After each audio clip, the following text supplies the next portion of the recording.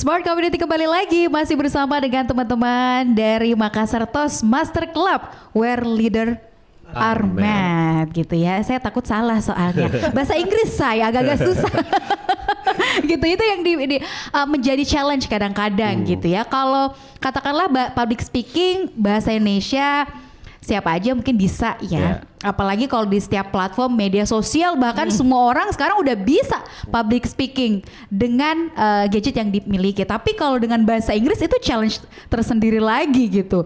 Ada pengalaman gak sih terkendala dengan bahasa itu ketika di challenge, ketika disuruh untuk tampil di depan orang atau di meeting-meetingnya Toastmaster? Yang biasanya sering terjadi adalah kita lupa kosakata seperti itu. Kalau di bahasa Indonesia kan kita gampang ya cari sinonimnya atau menyebutkan kata-kata yang lain. Nah kalau dalam bahasa Inggris kan kita masih terbatas kemampuannya, vocabulary-nya. Nah di situ biasanya yang buat kita blank. Ataupun dalam bahasa Inggris kita kenal dengan filler words. Filler words itu tadi yang disebutkan, misalnya ataupun kita mengulang kata-kata misalnya nah seperti itu jadi which is nah hal seperti itu yang cukup menantang untuk kita bisa hindari, dan itu juga menjadi salah satu poin evaluasinya. Jadi bagaimana kita bisa mengurangi filler words, kata-kata yang tidak punya makna, ataupun ketika kita menggunakan kata-kata yang ternyata jarang digunakan tapi bagus ternyata katanya. Nah itu juga di highlight sama evaluator. Kalau Kak Jasmine sendiri ada pengalaman mungkin ketika tampil dengan berpresentasi atau ngomong di depan umum dengan bahasa Inggris gitu? Ya, dari pengalaman itu memang yang dulu pernah saya alami, saya sadar kalau bahasa Inggris itu penting. Apa waktu dulu, itu pengalamannya? Buat materi, edukasi peserta, tapi pesertanya bukan dari orang Indonesia. Wow. Pesertanya itu kalau tidak salah dia ada dari beberapa 16-an negara. Nah itu kan kita berkomunikasi dengan mereka dengan satu bahasa saja, bahasa Inggris, dengan logat yang pasti berbeda-beda dari setiap negara. Nah itu challenge-nya. Nah saya juga punya pengalaman untuk menghandle beberapa organisasi di luar secara remote. Secara remote itu dari Finland sama Estonia.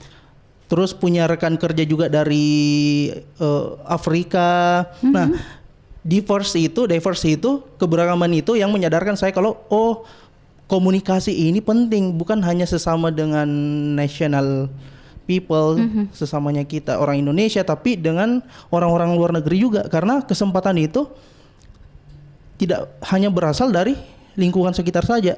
Apalagi sekarang kan dunia digital ya. Klien pun itu kadang-kadang dapatnya dari luar. Ada beberapa pekerjaan yang kliennya kebanyakan dari luar malah kayak gitu.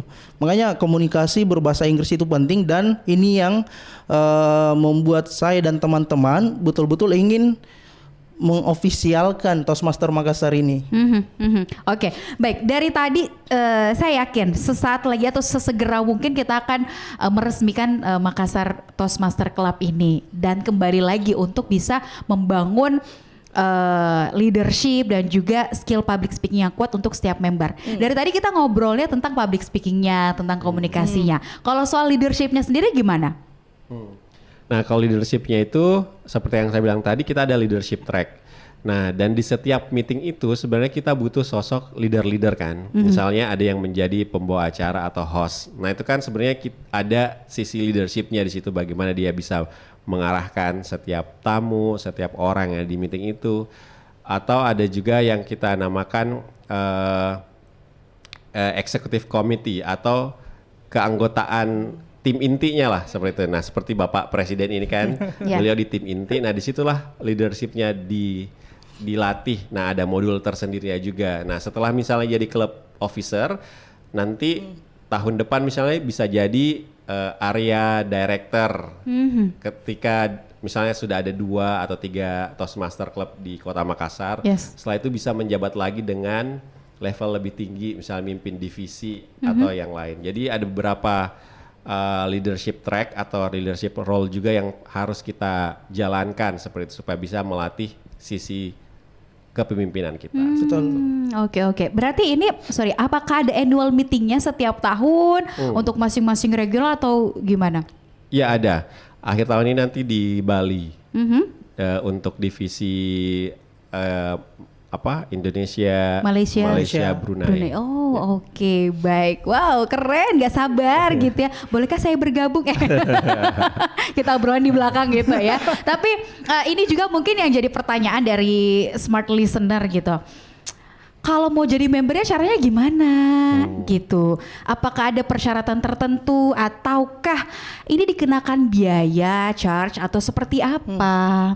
Nah, seperti yang saya bilang sebelumnya, memang ketika teman-teman ingin bergabung menjadi member Toastmaster Makassar, ada biaya administratif yang dikeluarkan. Pertama, biaya untuk membership. Nah, untuk membership ini cuman dibayar sekali seumur hidup. Dan biaya membershipnya juga ini yang akan ditransfer ke pusat. Di pusatnya di US ya? Ya, di Colorado. Di Colorado, US. Nah, setelah membayar membership ini, dari sana pusat akan kirimkan modul khusus member itu. Modul untuk sebagai panduan pathways bagaimana melatih atau mengembangkan public speaking dan leadership di Toastmasters. Sebenarnya mirip biaya ongkir saja sih 3,5. Oh ya, oke, baik. Dari US kan mahal. Nah, setelah itu member perlu membayar ada namanya semester fee, biaya semester untuk dibayar per semesternya itu sebesar 750. Nah, ini agar member ini punya kesempatan untuk naik berbicara public speaking di depan orang, karena setiap pertemuan kita tidak bisa mengakomodasi semuanya. Di Makassar sendiri kita maksimal 5, tapi member punya kesempatan ikut di klub-klub yang lain. Kayak gitu. Nah, bisa clubbing, bisa ikut clubbing di klub-klub yang lain. Nah, member juga setelah membayar semester fee ini akan dapat mentor yang memang levelnya sudah ada di atasnya, kayak gitu. Kalau yang tidak membayar semester fee ini, dia jatuhnya jadi member non aktif, tidak dapat mentor, tidak punya kesempatan untuk naik mendapatkan kredit supaya jenjang public speakingnya meningkat kayak gitu. Oke. Ada yang mau ditambahkan mungkin? Iya, jadi di setiap meeting itu pastinya terbuka juga untuk umum, baik member ataupun non-member. Nah, non-member ini kita sebutnya sebagai guest atau sebagai tamu. Nah, siapa saya bisa ikut sebenarnya, tapi kalau dia tidak member berarti kesempatannya untuk dapat waktu berbicara, untuk dapat panggung terbatas berarti terbatas, karena kita kan prioritaskan member. Nah, di situ perbedaan yang signifikannya, dan juga pastinya kalau tidak bergabung jadi member tidak dapat mentor, tidak dapat modul dan sebagainya.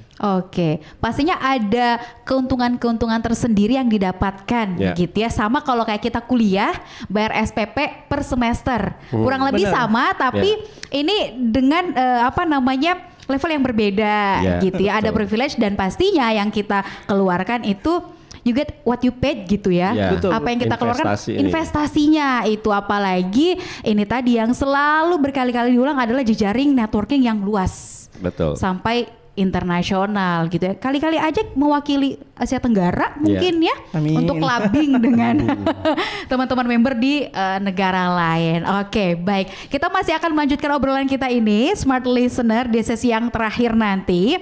Anda bisa tuliskan komentar Anda ataupun pertanyaan Anda. Semoga bisa menjawab rasa penasaran Anda. Tuliskan di kolom komentar live streaming kami di YouTube channel Smart FM Makassar.